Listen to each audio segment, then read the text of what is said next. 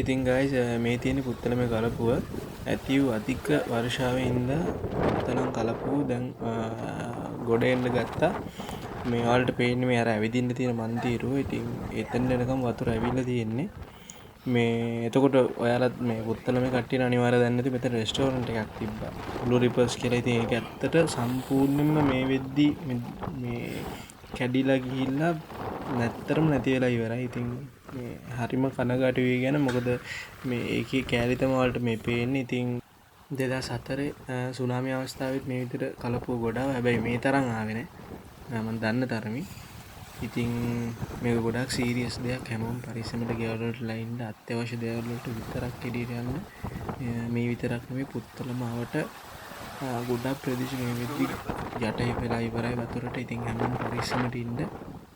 Video එක දාන්න ප්‍රධානම හේතුව තමයි මේකේ තියෙන භයානකම වලට කියන්න ඕන කියලා හිතුණා. එහෙනම් හැමෝම පරිස්සමට ගෙවල් වලට ඉන්න.